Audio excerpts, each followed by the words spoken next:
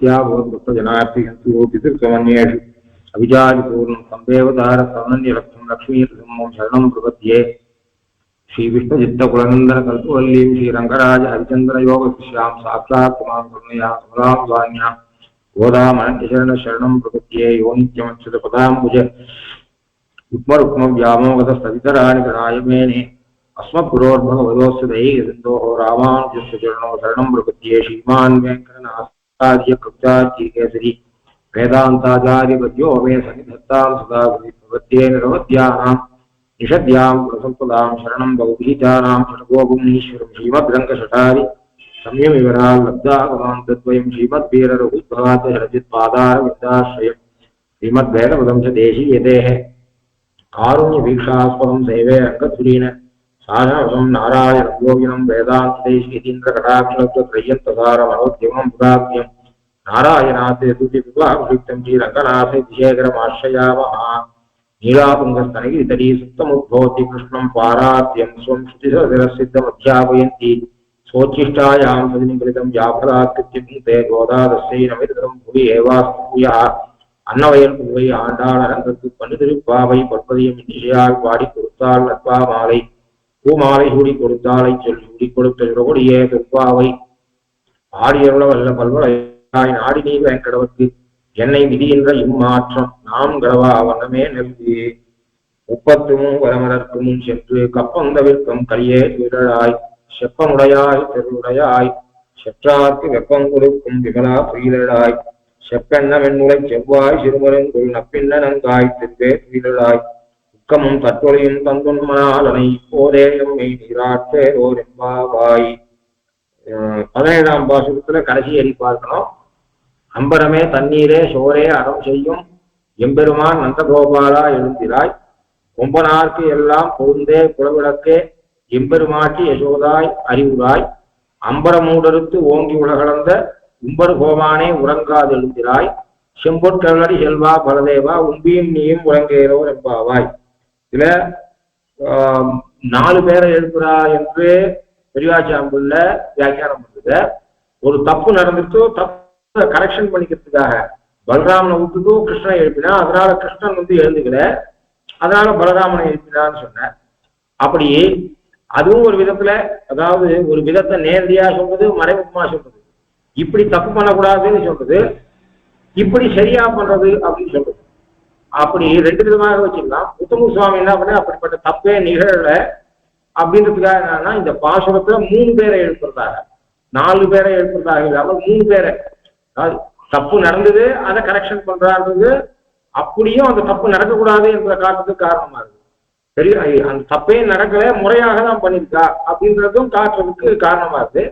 அப்போ அம்பரமே தண்ணீரே சோரே அறம் செய்யும் எம்பெருமான் நந்தகோபாலா எழுந்திராய், அதனால நந்தகோபனை எழுப்பி கொம்பனார்க்கு எல்லாம் கொழுந்தே குலவிளக்கே எம்பெருமாட்டி யசோதாய் அறிவுராய் என்று யசோதை எழுப்பினார். இதுல எம்பெருமான் என்கிற சப்தம் பகவானுக்கே உரியது. எம்பெருமாட்டி என்பது எம்பெருமான் என்ற சொல்லினுடைய பெண்பால் சொல். அப்போ ஸ்ரீலிங்க சப்தம். இது பெருமாளுக்கும் தாயாருக்கும் உண்டான சப்தம். அதை இவர்கள் விஷயத்திலே பயன்படுத்தி காட்டுறா ஆண்டார். இதுல இருந்து என்ன தெரியுதுன்னா, நமக்கு இப்ப இவா 2 பேரும் தான் இப்ப பெருமாளை கொடுக்கறதுக்கு காரணமா இருக்கா. கோபிகைகளுக்கு எம்பெருமானை கொடுப்பதற்கு காரணமாக இருக்கக்கூடியவர்கள் இவர்கள் 2 பேரும். நம்ம வாழ்க்கையில நமக்கு எம்பெருமானை கொடுக்கறதுக்கு காரணமாக இருக்கக்கூடியவர்கள் ஆச்சாரியனும் ஆச்சாரிய பத்னியும். அப்போ பகவானையும் தாயாரையும் எப்படி நினைக்கிறோமோ அது மாதிரியே ஆச்சாரியனையும் அவருடைய தர்ம பத்னியும் நினைக்க வேண்டும் என்பதை காட்டுவதற்காக எம்பெருமான் எம்பெருமாட்டி என்று திவ்ய தம்பதிகளுக்கே உரித்தான சொல்லை இந்த இடத்துல நந்தகோபனுக்கும் யசோதைக்கும் பயன்படுத்திட்டார். இதனால அவள் குறிப்பிட வருது, ஆச்சாரியனையும் ஆச்சாரிய பத்னியையும் எம்பெருமானையும் தாயாரையும் போல நினைக்க வேண்டியவர்கள். ஏன்னா இந்த தம்பதிகள் தான் அந்த தம்பதிகளை நமக்கு கொடுக்கறதுக்கு காரணமாக இருக்கிறார் என்பதற்காக அவள் அப்படித்தாச்சா. ஆகையாலே அம்பரமே தண்ணீரே சோரே அறம் செய்யும் எம்பெருமான் நந்தகோபாலா எழுந்திராய் கொம்பனார்க்கு எல்லாம் கொழுந்தே குலவிளக்கே எம்பெருமாட்டி யசோதா அறிவுராய் அம்பரமூடறுத்து ஓங்கி உலகளந்த உம்பர்கோ கிருஷ்ணன் ஸ்ரீகுமாவதாரம் பண்ணவன் அவனுக்கு மான் தமையனே உறங்காது எழுந்திராய். ஒரு சில, அதாவது அங்க ராமாவதாரத்துல பின்பிறந்து பகவான் லக்ஷ்மணன் கைங்கரியம் பண்ணார் பெருமாளுக்கு, இங்க முன்பிறந்து பண்ணார். அதுல இருந்து என்ன தெரியுது அப்படின்னு சொன்னா, ஒரு சில மாமியார் இருப்பா, மாட்டு பொண்ணா இருந்தா அவள், இன்னைக்கு மாமியாரா இருக்கும் மாட்டு பொண்ணா இருந்தா. அந்த காலத்துல மாமியார்னா கொஞ்சம் கெடுபடியா இருப்பா, நீ இதை பண்ணு அதை பண்ணுவா, உளுத்தம் பருப்பு அரையணுவா, ஏந்திரத்துல மத்தியானம் வேலை சும்மா இருக்க விட மாட்டா, அப்பலாம் பண்ணு வடாம் பண்ணு அப்படின்னு சொல்லுவா. இருக்கட்டும், அப்ப என்ன பண்ணா அவ நன்மையை வாங்கினான் இவகிட்ட. அப்போ இப்போ மாமியார் ஆயிட்டா. அப்போ மாமியார் இவ்வளவு நன்னா வேலை வாங்கிட்டே இருந்தா, ஒரு க்ஷணம் உட்கார விட மாட்டா. சரி அப்படின்னு ஆச்சு, அவ காலம் போச்சு. இப்ப மாமியார் மாட்டு பொண்ணா இருந்த மாமியார். இப்போ என்ன ஆச்சுன்னா மாட்டு பொண்ணு வந்துருக்கா, அவன் மகா அசுடு, அவ பிஹெச்டி ஏதோ பண்ணிருக்கா, லௌகியெல்லாம் தெரியும், ஆத்துல ஒரு சாப்பியா கூட பண்ண தெரியாது. இப்ப அவன் என்ன பண்றான்னா உத்தியோகம் போறா, இல்லைன்னா இவளுக்கு கலீல் பண்றதுலயே இஷ்டம் இல்லை. அப்ப என்ன பண்றா, அவளுக்கு மாட்டு பொண்ணை உட்காந்து வச்சு பேரம் பேத்திகளுக்கு தான் இப்ப சுற்றுலா பண்ணிட்டு இருக்கா. இவோ மாட்டு பொண்ணா இருந்த போதும் வேலை பண்ணா, இப்ப மாமியார் ஆன பிற்பாடும் வேலை பண்ணிட்டு இருக்கா. இதுல இருந்து என்ன தெரியுதுன்ற மாதிரி, முன்ன பிறந்தா பின்ன பிறந்தும் கைங்கரியம், அந்த இடத்துல அவ சமத்துல சொல்றா. ஆனா இங்க சொரூப பிரயுக்தமான கைங்கரியம். இளைய பெருமாள் பின் பிறந்தும் கைங்கரியம் பண்ணார், இங்க முன் பிறந்தும் கைங்கரியம் பண்ணார். அங்க இளைய பெருமாள் என்கிற பெயர்ல கைங்கரியம் பண்ணார், இங்க நம்பி மூத்த பிரான் என்கிற இதுல கைங்கரியம் பண்ணார். ஏன்னா ஆதிசேஷ அம்சம், ரெண்டு பேரும் ஆதிசேஷ அம்சம். அதெல்லாம் அங்கேயும் ஆதிசேஷனுடைய அம்சம், அதாவது விஷ்ணுடைய பாகமும் உண்டு ஆதிசேஷனுடைய பாகமும் உண்டு இளைய பெருமாளத்துல. அதெல்லாம் பாதுகை என்று சொன்னோம். அதனால பாதுகையே ரெண்டு கைங்கரியம் பண்ணலாம். ஆக்சுவலா பாதுகை ரெண்டு ரூபம் எடுத்துட்டா, லக்ஷ்மணன்ற ஒரு ரூபம், பாதுகன்ற ஒரு ரூபம். சித்திரக்கூடம் வரை ரெண்டு பேரும் ஒன்னா வந்தா. அப்புறம் இளைய பெருமாளுடைய ஒரு ரூபமான பாதுகை அயோத்திக்கு திரும்பினார். இன்னொரு இளைய பெருமாள் ஆதிசேஷன் ரெண்டு ரூபம் எடுத்துனா, இளைய பெருமாளோட ஒரு ரூபம் பாதுகன்ற ரூபம், பெருமாளோட இந்த ரெண்டு ரூபத்தோட சித்திரக்கூடம் வரை வந்தான். அப்புறம் பரதனோட திரும்பினா ஒரு லக்ஷ்மணன், காட்டுக்கு போனா ஒரு லக்ஷ்மணன் என்று சொல்ற ரீதியில. அப்போ இந்த பலராமன் ஆதிசேஷனுடைய அம்சம். அதனால இப்படி அவன் செம்பொன் கடலடி செல்வா, செம்பொன் அதாவது செம்மையாகவும், கடல்னா ஒரு ஆபரணம், காலில் போட்டுக்கக்கூடிய கடல், அது ஆகுனால காலையும் சொல்லும். ஆகினால செம்பொன் கடல், அதாவது செம்மை உடைய கடல், பொற்கடல் அவன் போட்டுருக்கான், கடகத்தை போட்டுருக்கான். அந்த செம்மை என்ன அப்படின்னு சொன்னா, கடல் என்பது கடலை உடைய, இங்க அடி, இங்க ஆகு பேராக சொல்ல வேண்டிய அவசியம் இல்லை. ஒரு சில கடல் மன்னர் அப்படின்னா கடலை உடைய காலை உடைய மன்னர் அப்படின்னு அர்த்தம். இந்த இடத்துல கடலை உடைய அடி, அதாவது இவன் வீரக்கடலை சாதி கொண்டிருக்கான். இளைய பெருமாள் அதாவது நம்பி மூத்த பிரான் வீரக்கடலை சாதி கொண்டிருக்கிறான். அப்படிப்பட்ட கடல், கடல் உடைய அடி, செம்மையுடைய அடி அப்படின்னு சொன்னா, அந்த செம்மை என்பதை கடலுக்கு அன்வயிச்சு, பொன் என்பதையும் கடலுக்கு பண்றதை விட பொன் கடல் அடி, செம்மையுடைய கடல் அடி. அந்த செம்மைய அடிக்கு விசேஷமாக்கினால் அது என்ன தெரியுது அப்படின்னு சொன்னா, இவன் வந்த கால லோகத்துல சொல்றது, அந்த மாட்டு பொண்ணு வந்தா ஐஸ்வர்யம் வந்தது அப்படின்னு சொல்லுவா. மாட்டு பொண்ணு கல்யாணம் பண்ணி வந்தா அப்புறம் ஆத்துல ஏதாவது இருந்தா அவ வந்த வேலை அப்படின்னு லோகத்துல சொல்ற வழக்கம் உண்டு. இதை தவிர்க்க முடியாது. அது உண்மையிலே காக்கா உட்காத போது பணம்பரை உழுந்த மாதிரி நடந்தா கூட லோகத்துல இப்படி சொல்ல முடியாது. லோகத்துல அப்படி ஒவ்வொருவருடைய மனுஷ பேச்சு இப்படிப்பட்ட ஒரு இயற்கையான திங்கிங் வந்து வரும்.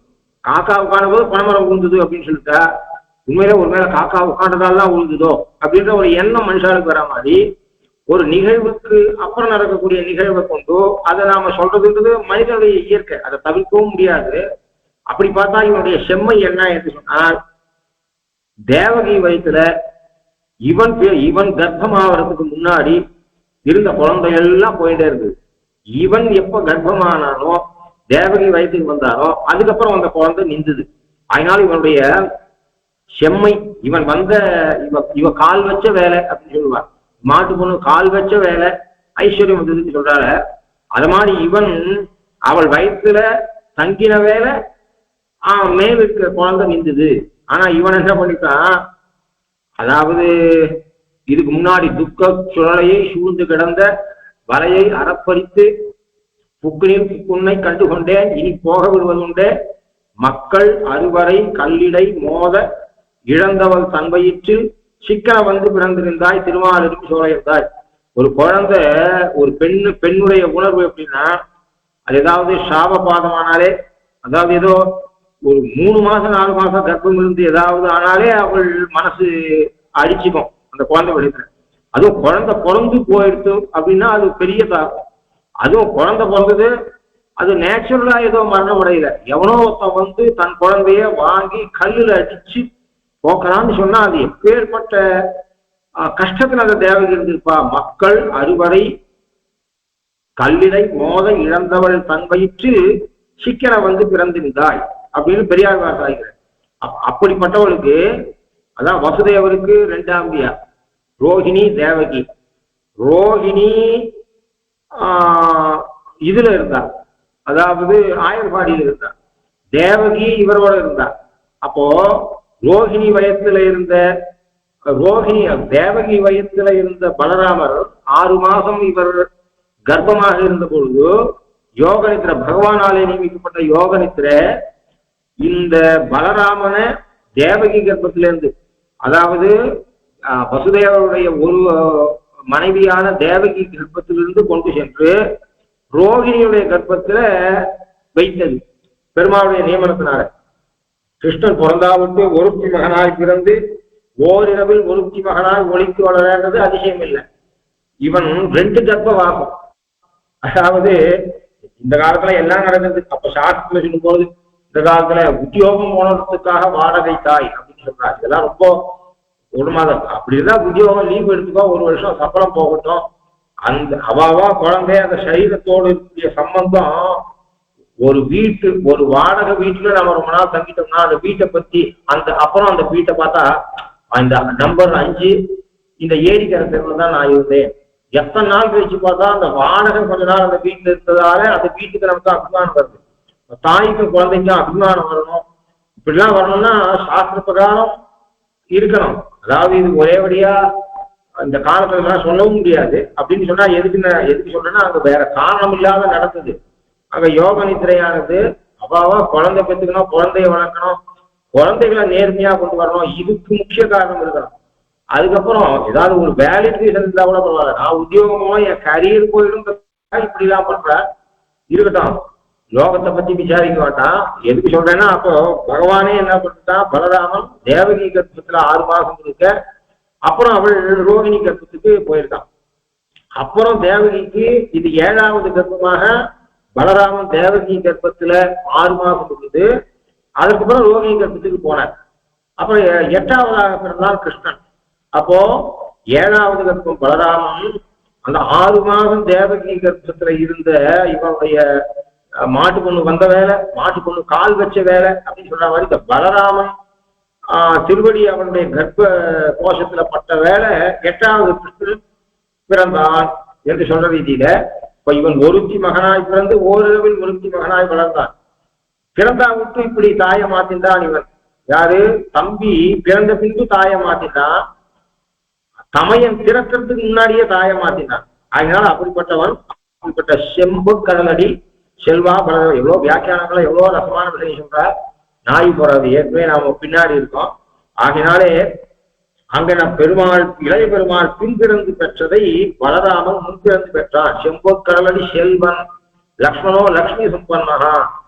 அங்க தம்பியா பிறந்து பகவத் கைங்கரியத்திலே ஈடுபட்டான், இங்க தமையனாக பிறந்து ஈடுபட்டான். இளைய பெருமாள் பின்பிறந்து பெற்றதை பலராமன் முன்பிறந்து பெற்றான் அப்படின்னு சாய்க்கிறார். அது மாதிரி அப்படிப்பட்ட செம்பொற்கடலடி செல்வா பலதேவா உம்பியும் நீயும் உறங்கேலோ ரெப்பாவாய். அதனால நீ எழுந்து உன்னுடைய தம்பியும் சேர்ந்து எழுப்பணும்னு அவரை பிரார்த்திச்சா. அடுத்தது அடுத்த பாசுரம், முன் பாசுரத்துல கண்ணன் எழுந்திருந்தானா, இன்னொன்னு இப்ப என்னன்னா பிராட்டிய பூசகாரமாக பெற்றவங்க. கண்ணன் எழுந்திருந்தானா இல்லையான்னு சொல்லப்படல. இப்போ உம்பியும் நீயும் உறங்கேன்னு பலராமன் இடத்துல சொன்னா, இப்ப இந்த பாசுரத்துல பிராட்டியை பற்ற வேண்டும்.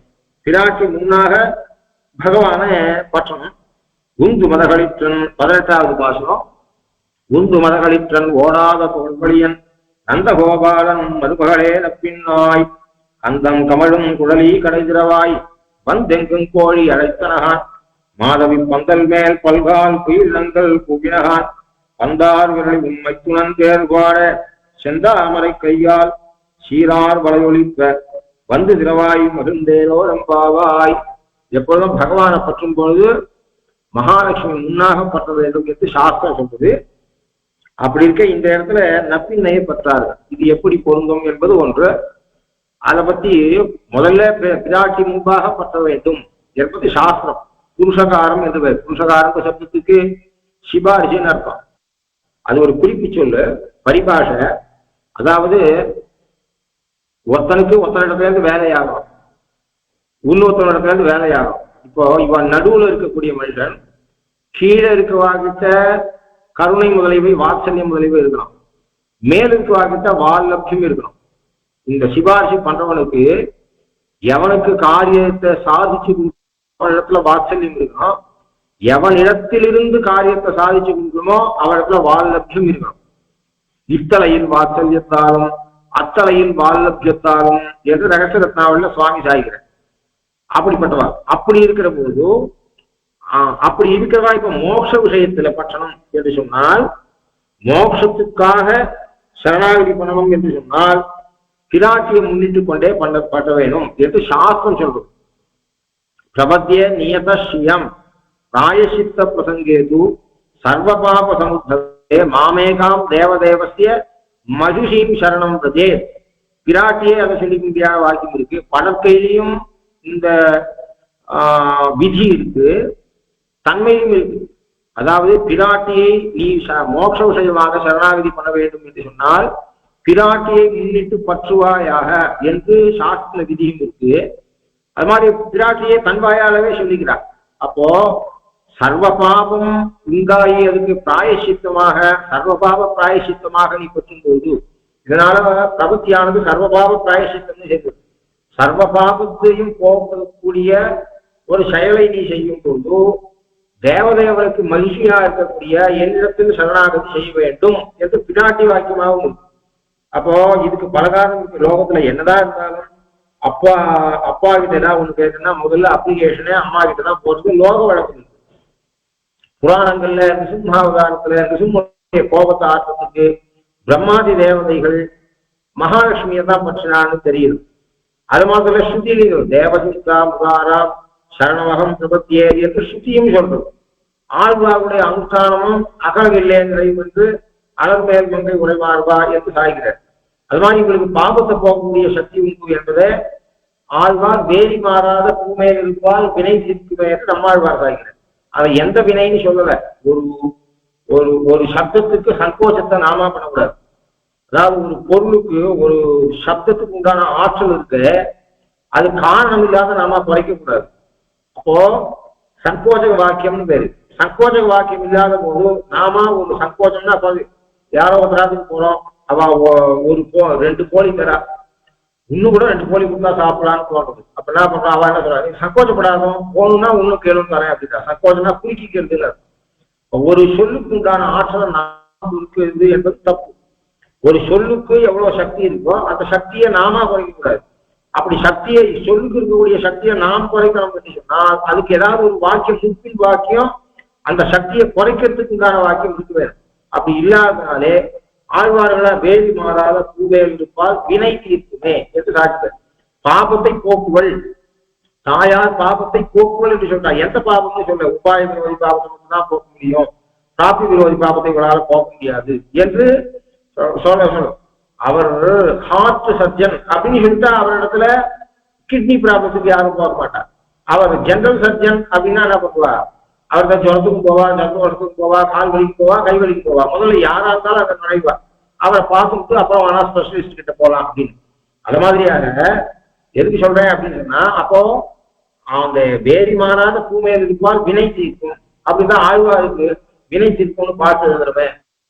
இது அவ தப்பா இன்டர்பிரட் பண்ணிக்க மாட்டாளா அப்படின்னு சொன்னா, அவன் உபாய விரோதி பாபத்தை மட்டும்தான் பார்ப்பார் என்று சொன்னால் வேத் மாறாத பூமேல் இருப்பார் உபாய வினையை போக்கும், உபாய விரோதி வினையை போக்கும், அல்லது தடங்களை போக்கும் அப்படின்னே அவர் பார்த்து எழுதிருக்கலாம். அப்படி எழுதல. அதனால நாம குறைக்க கூடாது.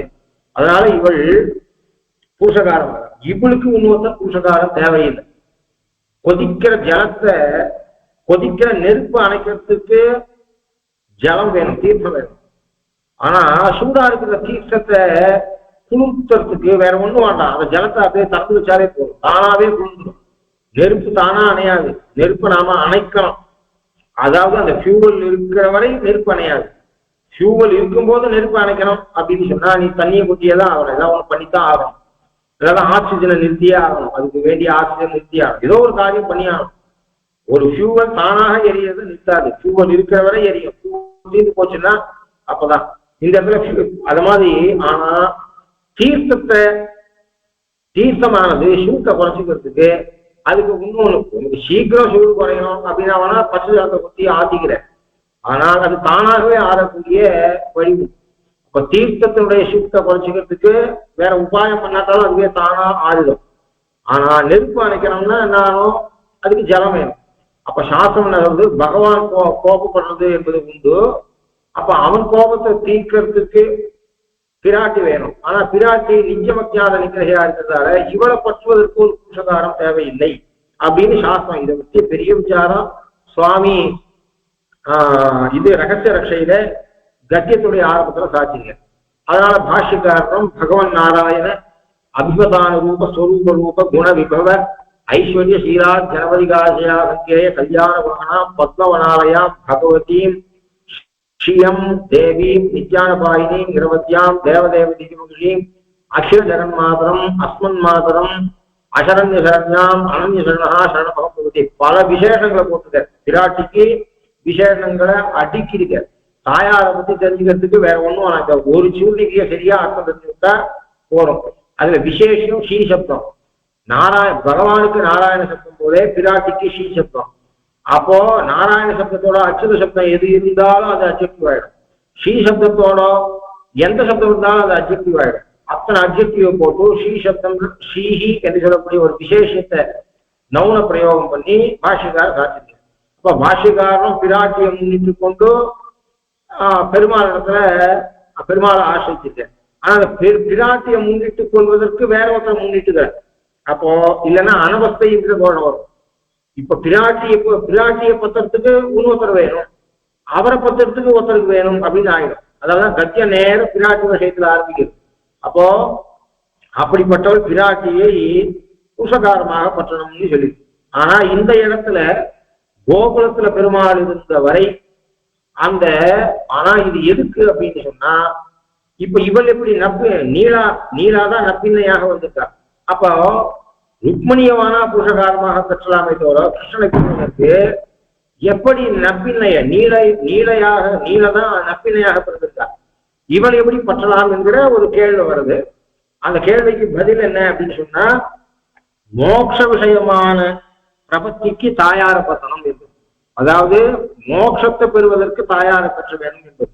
மற்ற பலனுக்காக அவரை பற்றணும்ன்ற இல்லை. இங்க இவ பெறக்கூடியது இப்ப நோன்புக்கு கிருஷ்ண சம்சேஷம். இங்க கிருஷ்ணனை சேவிக்க விடாம தடுக்க நிலவரைகள்ல போட்டு வச்சிருக்கா. அந்த பலன் கிட்டுவதற்கு என்பதாலே கோகுலத்துல பெருமாள் இருந்தவரை அந்த பிராட்டி ஸ்தானத்துல இவள் இருக்கா. அதாவது மேல பாருங்க, ஆண்டாள் நப்பின் நலங்காய் திருவே துயிலாய். நப்பின் நலங்காய் என்பது ஒரு விழிச்சொல். ஏன்னா இந்த சாஸ்திரம் கேள்வி வருமே ஆண்டாள் நினைக்கிறான். அதுக்காக என்ன பண்றா, மோட்ச விஷயத்துல அவசியம் பிராட்டி கோகுலத்துல இருந்தவரை கிருஷ்ணன் கிட்டேந்து ஏதாவது பலனை பெறுவதற்கு அந்த பிராட்டி ஸ்தானத்துல இவள் இருந்திருக்கிறாள் அப்படின்னு சொல்றதுனாலதான் அங்க நப்பின்ன நங்காய் திருவே என்று நப்பின்னைக்கு ஒரு விழிச்சொல்ல மேல ஆண்டாலே சாதிக்கிறார். இது குறிப்பிடறதுக்காக. ஏன்னா இப்படி ஒரு சந்தேகம் வரும், அதுக்கு பதில் சொல்றதுக்கு தான் தாயார் மேல அப்படி ஒரு இதுவை காண்பிச்சுட்டா. அப்படி கோகுலத்துல இருந்தவரை பெருமாள் இடத்துல எதையாவது பெறுவதற்கு தாயாருடைய ரெப்ரசன்டேட்டிவாக தாயார் நிலையில இப்போ ஸ்ரீமத் ஐசங்கர் இருக்கார், அவரே எல்லா இடத்துலையும் போய் கைங்கரியம் பண்ண முடியாது. அப்பனா அவரோட முத்திரகர்த்தான்னு ஒருத்தரை வைக்கிறார். திருவள்ளூர் கோவிலுக்கு முத்திரகர்த்தா, இவர் ஆதனூர் முத்திரகர்த்தா, புள்ளபூதங்குடி முத்திரகர்த்தா, அகோவில முத்திரகர்த்தான்னு சொல்றோம். அப்படி அத மாதிரியாக இப்ப என்ன பண்றான்னா, இவள் அதாவது தாயாருடைய மகாலட்சுமி ஸ்தானத்துல இவள் இருக்கா. அதனால இவரை அந்த சாஸ்திரத்தை காரணத்துக்கு இப்ப இவளை பற்றி விட்டு பட்ட வேண்டும் என்பதற்காக இவனை புருஷகாரமாக பற்றுகிறார்கள்.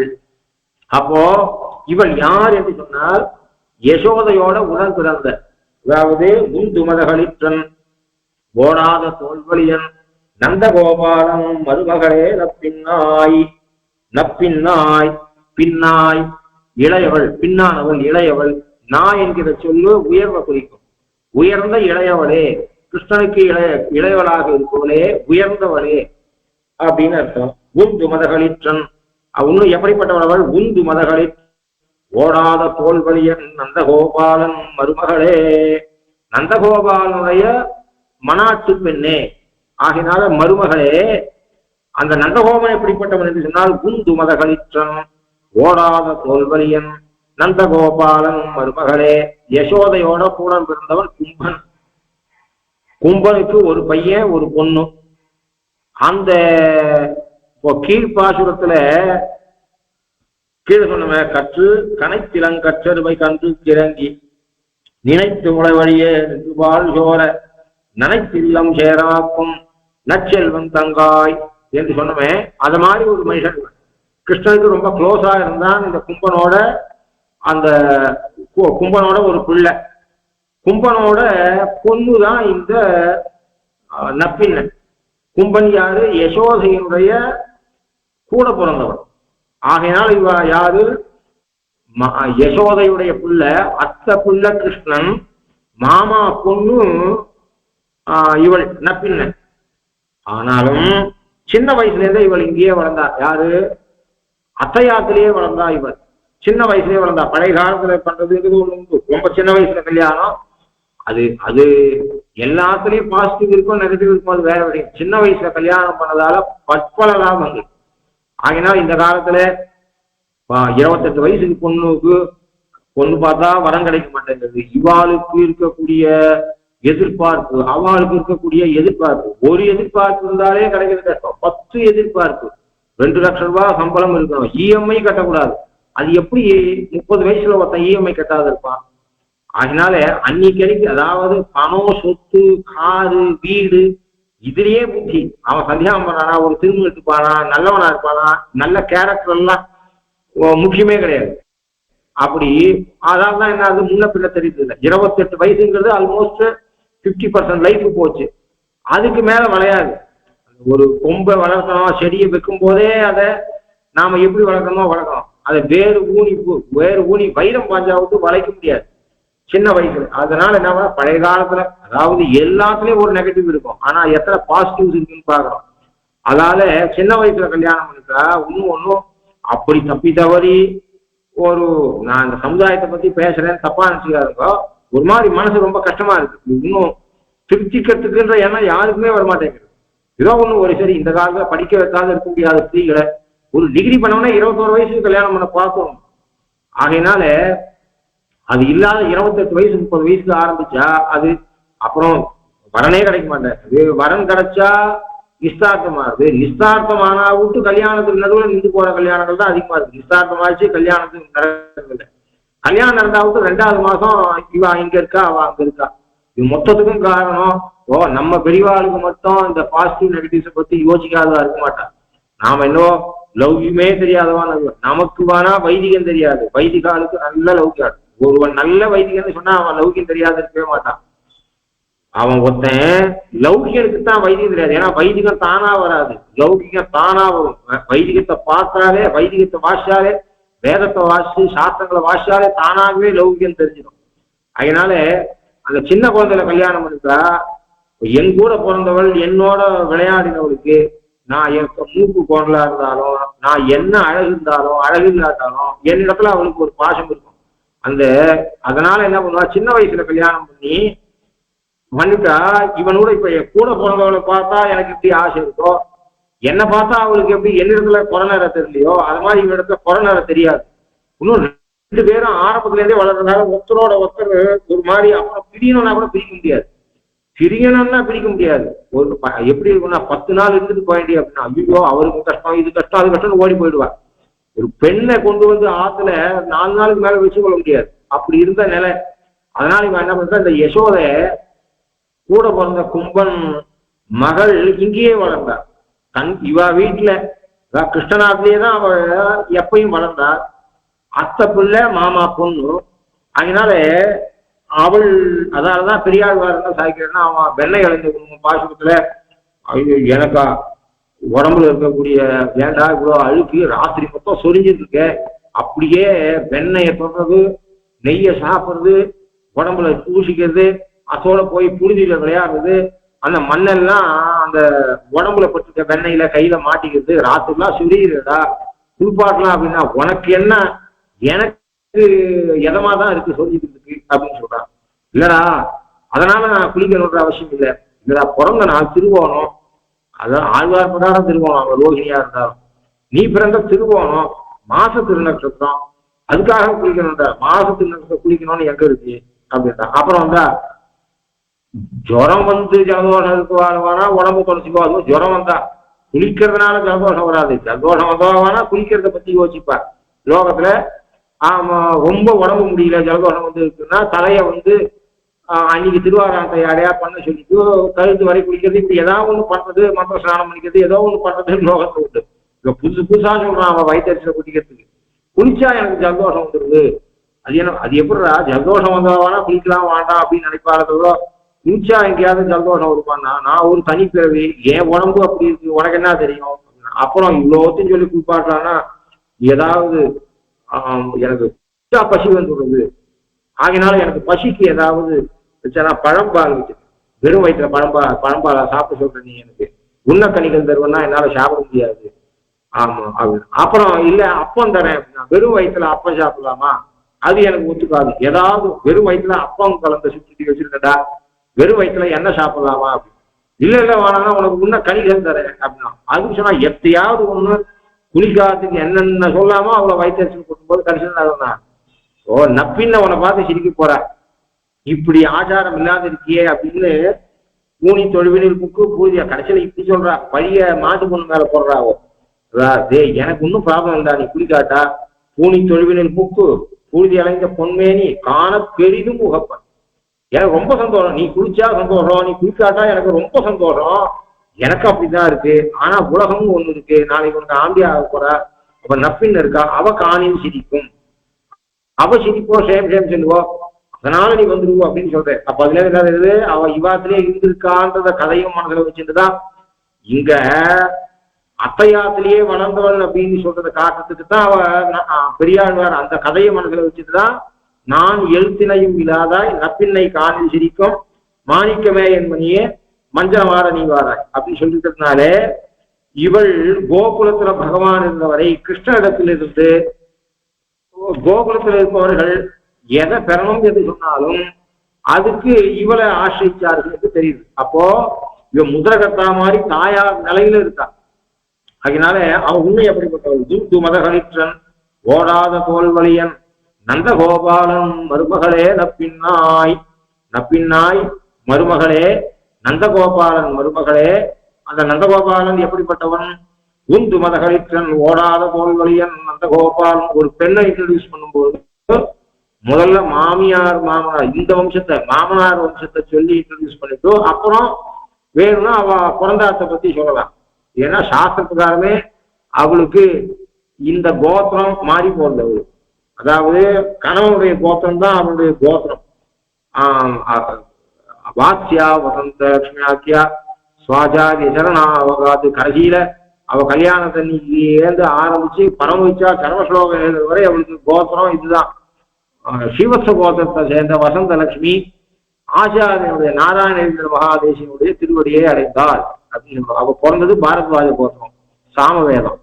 ஆனா வந்தது பார்க்கப்பட்டது யஜுர்வேதத்துல ஸ்ரீவத்ச கோத்திரத்துல வாத்யா வசந்த லட்சுமி ஆக்கியா சுவாஜாதி சரணா அவகாத்துன்னு எழுதுறோம். அப்ப முதல்ல சொல்லிக்கொள்ள வேண்டியது இந்த வீடு. ஆகையினாலே உந்து மதகளிற்றன் ராமனிடத்துல பேசும்போது ஸ்னுஷாத சரதசியாகம் சத்ரு சைன்ய பிரதான நீ உனக்கு ஜாதகம் நன்னா இருக்குடா. ராவணனை பார்த்து சொல்றா ஜாதகம் உனக்கு ரொம்ப நன்னா இருக்கு, கெட்ட காலத்துல கொஞ்சம் நல்ல காலம் என்ன அப்படின்னா ஸ்னுஷாத சரதசியாகம் யாருகிட்ட பேசுறேன்னு யோஜனை பண்ணி பேசு, யாரோட மாட்டு பொண்ணு கிட்ட பேசுறேன்னு மனசுல வச்சுட்டு பேசு. நான் யாருடைய மாட்டு பொண்ணு தெரியுமா, எதிரிகளை புறமிது விட்டு ஓட சொல்லக்கூடிய அப்படியே அவன் கொளுத்துவான். எதிரிகள் மனசுல வெப்பத்தை ஏற்படுத்தக்கூடியனுடைய மாட்டு பொண்ணு நான். சுசாதகத ஜனகனுடைய கர்மயோகியான தசரத கர்மயோகியான கிருஷ்ணனாலேயே கீதையில கொண்டாடப்பட்ட, பின்னாடிதான் கிருஷ்ணன் கொண்டாட போறான். எதுக்கு சொல்றேன் அப்படின்னா, அப்படி உயர்ந்தவனாக இருக்கக்கூடிய ஜனகனுடைய பொண்ணு நான் அவ சொல்லிக்கவே இல்லை. சுசாதகரத தியாகம், நான் மாட்டு பொண்ணு. யாரோட மாட்டு பொண்ணு தெரியுமா? நான் தசரனுடைய மாட்டு பொண்ணு. சத்ருகன் ஒரு நல்ல காலம் அவர் பரமவிச்சார், அவர் மரணம் அடைஞ்சார்.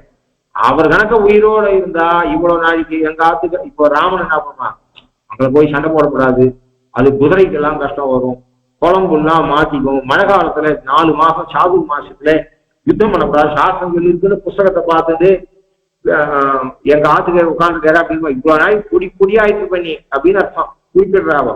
சுசாதசரதசியாகம் சத்ரு சங்கிய பிரதாத்னா, ஜனகன் பொண்ணுன்னு ராவண கிட்ட பேசும்போதுதான் நான் ஜனகன் பொண்ணு அப்படின்னு சொல்லிக்கிறவள். நான் தசரதனுடைய மாட்டு பெண் என்று சொன்னார் அவள். அது மாதிரியா உந்து மதகளிற்றன் ஓடாத தோல்வழி என் நந்தகோபாலன் மருமகளே. அந்த தசரதனுக்கு பிள்ளையாக பிறந்தான் ராமன். இந்த நந்தகோபனுக்கு பிள்ளையாக இருக்கிறான். வசுதேவருக்கு பிறந்து நந்தகோபனுக்கு பிள்ளையாக இருக்கிறான்.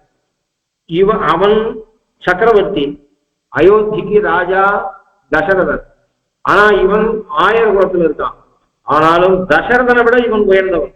ஏன்னு சொன்னால், ராவணன் கூட அயோத்திக்கு ஒரு சில தடவை வந்து போயிருக்கான், உள்ள நுழைஞ்சு பார்த்திருக்கான். ஆனால் இவர் வைசியராக இருந்தும் கூட தசரதனை விட பராக்கிரமம் கொண்டவர்னு தெரியுது. இந்து மதகளிற்றன் ஓடாத தோல்வழியன். எப்படி தெரியுது அப்படின்னா, கம்சனுக்கு பயம் வந்துதோன்னு அவன் ஆயர்பாடிக்கு போயிட்டாலும் தெரியுதோன்னு. ராஜா தானே, கையில பவர் இருக்கோன்னு. கையில பவர் இருப்பான், யார வேணா தூக்கி 2 நாள் உள்ள வைக்கலாமே. அது மாதிரி இப்ப கம்சன் கிட்ட சண்டைக்கு நேரம் வரலாமோன்னு. நேரம் வந்தானா? ராவணனாவது அயோத்திக்கு வந்து போயிருக்கான். ஆனால் ஒரு நாள் கம்சன் இந்த ஆயர்பாடி உள்ள நுழையவே இல்லை, கோகுலத்துக்கு நுழையவே இல்லை. பூதனையை அனுப்புறான், சகடாசுரன் அனுப்புறான், யாரையோ அனுப்புறான். ஒன்னும் யாரையாவது வேற ஒருத்தரை அனுப்புறான் இந்த கோகுலத்துக்குள்ள. அப்படி இல்லைன்னு சொன்னா கிருஷ்ணனை வில்விழவு அப்படின்னு சொல்லி தனு உற்சவம் பண்றேன், நீ வா வில்விழவு அப்படின்னு சொல்லிட்டு மதுரைக்கு இவன் கூப்பிடுறான். ஒன்னும் கிருஷ்ணனை கொலை பண்ணோன்ற போது மதுரைக்கு கிருஷ்ணனை கூப்பிடுறான், அல்லது கோகுலத்துக்குள்ள வேற ஒருத்தர் அனுப்புறான். ஒரு நாள் எட்டி பார்த்தானா பாருங்க, அவன் கணக்க வந்திருந்தான் அப்படின்னா அந்த மாடை ஓட்டத்துக்கு வச்சிருக்கிற தடியாலேயே மண்டையை உடச்சிட்டு போயிருக்கான். கம்சனுக்கு நன்னா தெரியும். அதான் அங்க ராவணன் கிட்ட சொன்னா, ஜனங்கள் மத்திய ஒருத்தன் சொன்னா, ஐயோ மொத்த பேரும் வந்துட்டு இருக்கா, மொத்த வானர சேனையோட ராமன் வந்துட்டு இருக்கான், வாசல போய் தோரணத்தை பாரு, மதில் சுவரை பாரு, நாம இத்தனை நாளா நினைச்சிருக்கோம் நம்ம கருங்கல்ல மதில் சுவர் கட்டியிருக்கோம் அப்படின்னு. வெளில போய் பார்த்தா தெரியும், குரங்கால கட்டப்பட்டதாக மதில் சுவர் இருக்கு. நம்ம இலங்கையில் இருக்கக்கூடிய மதில் சுவர்கள் எல்லாம், அகழிகளை கட்டியிருக்கூடிய மதில் சுவர்கள் எல்லாம் கல்லாலே கட்டப்பட்டதா அல்லது குரங்காலே கட்டப்பட்டதா என்று தெரியவில்லை. அந்த இதுல இருந்து பெங்களூர்ல இருந்து ஸ்ரீரங்கம் போனா வழியில சேலம் பக்கத்துல அந்த மாம்பழம் காய்க்கிற நாள்னு போனா சேலம் பக்கத்துல குச்சி குச்சி மரங்கள் இருக்கும், மாமரம். அதுல இலைய விட காய் இருக்கும். இலை இருக்கிறதே தெரியாது, காய் இருக்கும். இதுன்னா காய் ஸ்தானத்துல இலை பழம் இருக்கோ மாம்பழம் இருக்கோன்னு நினைச்சுப்போம். அது மாதிரி அகோபிலத்துல ஒரு தடவை பார்த்தா மலை போகும்போது ஒரு வேப்ப மரத்துல குரங்குகள் இருக்கு. வேப்ப மரமே தெரியல குரங்குகள். அப்படின்னா ஒரு 500 குரங்கு இருக்கும் ஒரே மரத்துல.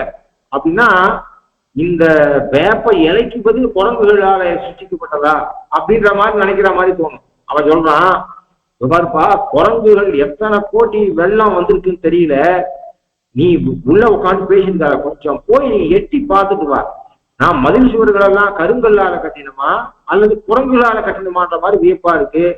இன்னொன்னு சொல்றேன், ரத கஜ துறக்க பதாதினா சண்டை போடலாம், கொரிலா யுத்தம்னு சொல்லுவா. அப்படின்ற மாதிரி நீ என்ன சங்கு ஊதுறியா, அப்ப கிருஷ்ணன் ஊதுற மாதிரி சங்கு ஊதியா நீ சண்டை போட முடியும்?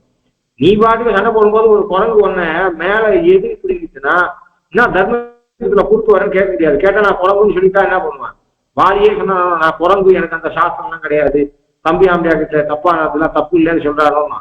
அப்ப நீ குரங்கு கிட்ட யுத்த ரூல் எல்லாம் காட்ட முடியுமா அப்படின்னு சொன்னா அவன் அப்படியே அவன் தலையில எழுதுறது வேற விஷயம். அப்போ தசரதனிடத்துல தசரதனை விட எங்க மாமனார் ஒன்றும் குறைஞ்சு வரல. உந்து மத கலிற்றன் ஓடாத தோல் வழியன் நந்தகோபாலன் மருமகளே. உந்து மத கலிற்றன் 4 அர்த்தம். வாசம் அர்த்தோந்தாவதி. மகான்களுக்கு நமக்கு நாம அர்த்தம், நாம நினைக்கிற அர்த்தம் சப்தத்து நமக்கு நாம என்னத்தை எழுத நினைக்கிறோமோ ஸ்லோகத்துல அதுக்கு உண்டான சப்தம் கிடைக்காத திண்டாடும். மகான்களுக்கு அவா ஒரு சப்த பிரயோகம் பண்ணா அதுல அர்த்தங்கள் உள்ள புகுந்துக்கும். உந்து மத கலிற்றன் மதம் உந்து கலிற்றன். உந்தக்கூடிய மதம் உந்தக்கூடிய 3 இடங்கள்ல பெருகக்கூடிய மதத்தை உடைய களிறு யானையை கலிற்றன் களிரை ஒத்தவன். அதாவது மதம் உந்தக்கூடிய யானைக்கு ஒப்பானவன் எங்க மாமனார். அப்படிப்பட்ட இவனுடைய மாமனார் நப்பினுடைய மாமனார். அப்படிப்பட்ட மதம் பெருகக்கூடிய 3 இடங்கள்ல மதத்தை சொரியக்கூடிய யானையை ஒத்தவனான நந்தகோபனுடைய மருமகளே. அல்லது உந்து மத கலிற்றன் உந்தப்படுகிற மத யானையை உடையவன். இவன் மத யானையோட உந்துவான். ஒரு யானை சண்டை போடுற மாதிரியாக சாதாரண யானை இல்லை. சாதாரண யானைக்கு மதம் பிடிச்சுதானா அது இன்னும் பல பங்கு சக்தி அதுக்கு ஜாஸ்தி. அந்த யானையை அனாயாசமாக கையாள தள்ளக்கூடியவன் என்னுடைய மாமனார், இவருடைய மாமனார். அதனால உந்தப்படுகிற மத யானையை உடையவன். மதம் உந்து கலிற்றன் உந்தப்படுகிற மத யானையை உடையவன். அடுத்தது 3வது உந்து மத களிறு கிருஷ்ணன் அதை உடையவன். ஏன்னா பெரியார் தொடர் செங்கிலிகை அதாவது முற்றுமையாக கொண்டு உந்து மத களிறு கிருஷ்ணன், அதாவது உந்து மத களிரை ஒத்தவன் கிருஷ்ணன், அவனை பெற்றிருப்போன் உந்து மத களிற்றன். உந்து மத களிறுறதுக்கு பிரமாணம் இந்த ஆண்டாள் சாய்க்கிறதுக்கு பிரமாணம் அவ அப்பாவுடைய பாசமே பிரமாணம். தொடர் செங்கிலிகை சலார் பிலார் என்ன தூங்குவன் மணியொழிப்ப படும் மத புனல் சோர வாரணம் பைய நின்று ஊர்வது போல் உடன்கூடி எங்கினி ஆரவாரிப்ப உடைமணி பறைகரங்க தடந்தாளினை உண்டு சார்கபாணி தளநட நடவானோ என்று சாட்சியர். அப்போ உந்து மத களிறு என்பது உபமானத்தை சொல்லி உபமேயத்தை சொல்லாத ஒன்றுனாலே கிருஷ்ணனை சொல்லி கிருஷ்ணனை உடையவன்.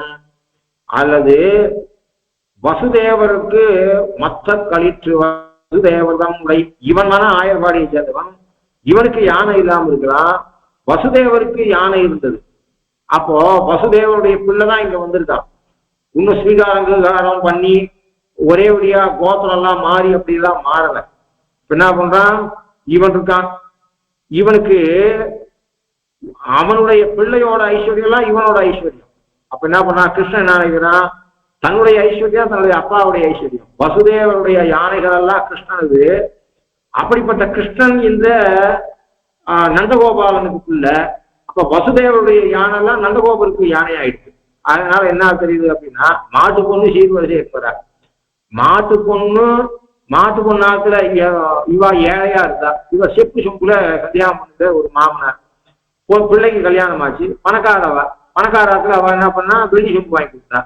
அந்த வெள்ளி சொம்புல இப்ப மாமனார் மாட்டு பொண்ணுக்கு சீரா வந்த வெள்ளி சொம்புல மாமனார் சந்தியாவனம் பண்றாரு. அப்போ அந்த வெள்ளி சொம்பு யாருதான் ஆயிடுச்சு, இப்போ மாமனார் தான் ஆயிடுச்சு. அப்போ ஒருத்தருடைய களிறு ஒருத்தருக்கு ஒருத்தரோட வெள்ளி சொம்பு இன்னொருத்தருக்கு சொந்தமாற மாதிரியாக வசுதேவருடைய யானைகள் எல்லாம் நந்தகோபனுக்கு யானை ஆயிடுச்சு கிருஷ்ணன் வழியாக. இப்படி பல அர்த்தங்கள் சொல்லலாம், ஒண்ணு கூட அர்த்தம் சொல்றா இருக்கட்டும். அதனால உந்து மத கலிற்றன் ஓடாத தோல்வழியன், புறமுதுகு காட்சி ஓடவே மாட்டான். ஓடாத தோல்வழியன் உனக்கு எப்படி தெரியும்னு சொன்னா, இதுக்கு ஒண்ணு வேற யாரையாவது நந்தகோபுரத்துக்குள்ள பூதனை சகடத்தை அனுப்புறான், இல்லைன்னா இவனை வீழ்விழத்துக்கு போறான். ஒரு நாள் கூட அந்த பையனுக்கு கம்சனுக்கு கோகுலத்துக்குள்ள எட்டி பார்க்கறதுக்கே எண்ணம் இல்லை. அந்த அளவு பயம் இருக்கு அப்படின்னு சொன்னா, இவன் ஓடாத தோல்வழியன் என்பது தன்னா தெரியுது. அல்லது ஓடாத தோல்வழியன், சரக்கு பிடிக்க போயிட்டு வரேன் சுவாமி, என்ன சரக்கு வாங்கிட்டு வர போற அப்படின்னா, சரக்குல லைப்பா இந்த ஏரியால ஓடுறது இல்லை சுவாமி அப்படின்னா, வியாபாரிகள்லாம் ஓடுறது இல்லை, சரக்கு பிடிக்க போறேன், சரக்கு ஓடுறது இல்லை, நீ இந்த எண்ணெய் இங்க ஓடுறது இல்லை, இதய நல்லெண்ணெய் இங்க ஓடுறது இல்லை அப்படின்னு சொல்றான். ஓடுறது இல்லைன்னா என்ன அர்த்தம், பரவுறது இல்லை அப்படின்னு அர்த்தம். அப்போ ஓடாத தோல்வழியன் அப்படின்னா நாட்டில் நடையாடாத தோல்வழியே உடையவன் அப்படின்னா என்ன அர்த்தம்னா, இவன் தோல்வழி போல மற்றவாளுடைய தோல், அதாவது இவனுடைய தோல்வழிக்கு இருக்கக்கூடிய பெருமை போல வேற யாருக்கும் ஓடுறது இல்லை லோகத்துல. அப்போ ஓடாத தோல்வழியன் இவனுக்கு சமமாக மற்றவருடைய தோல்வழி இந்த லோகத்துல ஓடல, அப்படின்னா இவனுக்குதான் ஓடுறது. ஆகினாலே அப்படிப்பட்டவன் கிருஷ்ணனின் தீர்ப்புகளை நினைத்து பயப்படும் போது இவனின் தோல் வலிமை மருந்தாகும் பயத்துக்கு. அப்படின்னா என்ன அர்த்தம்னா,